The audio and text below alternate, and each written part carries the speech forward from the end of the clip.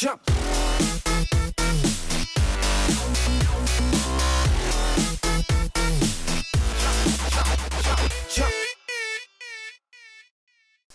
Hey guys, most of you know the Clover Cube from Very Puzzle. Well, I've got a very similar puzzle to show you today. It's 3D printed and it's the unbandaged dodecahedron version of that Clover Cube. As I mentioned earlier, most of you already know of the Very Puzzle Clover Cube. Now, unfortunately, I wanted to compare this to the Clover Cube, but mine is currently being worked on because I'm modding it into a different shape.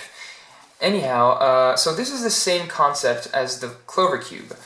The Clover Cube is actually based on a triachus octahedron, if I'm not mistaken.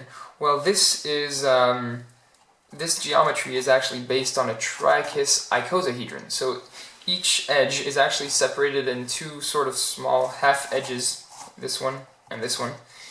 And it spins just like the Clover Cube, only by jumbling. You can see the similarity if you own a Clover Cube, or on this picture right here. Now, this puzzle is quite fun to play with since it only scrambles by jumbling. Let me see if I can show you how that works. See, for example, if I make this turn right here, sorry, I have a lockup due to another face that was misplaced. If I do this turn here, it's already shapeshifting a bit, see, right here. And actually, there's something more to this puzzle than to the regular Clover Cube, because usually on the regular Clover Cube, this is one piece. Now on this one, it's unbandaged, so you can actually scramble it even more than the regular one. This is probably a nightmare to solve, to be honest. It probably takes a few hours just to get it right. Also, the same goes for every single piece. I mean, here this piece can be scrambled, but these sets of pieces here can also be scrambled. If I do this, for example, now here it's locking. I mean, it's gonna lock up if I try to turn this because of the centerpiece. But let's say, for example, so I need to put this here. All right, let's say, for example, I'm doing this. Sorry, this right here.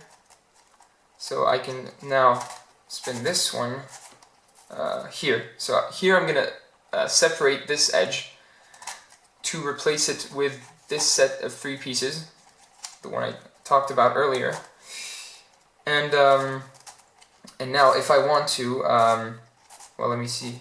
Well, yeah, I can just do this, for example. So let me just show you where I was. I was here, and now that I scramble it this way, I can do just this small turn and turn this in order to separate these pieces here. Sorry, it's actually hard to turn because these faces aren't perfectly aligned, the surrounding faces. But anyways, it turns like this. So you can actually split up these pieces as well. In other words, you can actually pretty much do whatever you want with this puzzle. Every single move has been unbandaged. I mean, every single piece has been unbandaged. So the pieces that you see on a regular Clover Cube, they're all here, except they've been cut in order to allow for more turning. And it spins really well, to be honest. This is very smooth.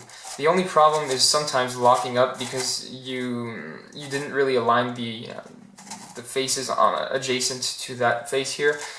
This is just because I didn't really check that the faces were aligned before filming this video. I didn't really align them before that. But once you play, you tend to, just like turn it and make an extra little turn here so that you can cut a corner. This is what you do with 3D printed puzzles.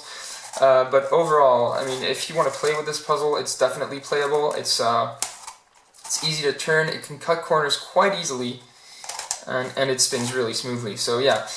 And a final note regarding this, not only is it like a bigger version of the Clover Cube and it's unbandaged, so there's more turning, but there's also a lot of faces, a lot of turning axes. There's actually 60 axes, so 2 per edge, and there are 30 edges.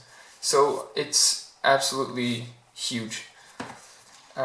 Yeah, and I think, honestly, I think the pattern on the faces looks really great, so there's that too. Alright. Alright guys, I hope you enjoyed the video. Feel free to let me know what you think of this puzzle in the description below. That way I'll know if I should make more like these. In any case, feel free to subscribe to my YouTube channel and like me on my social networks, and I'll see you in the next video with more of these.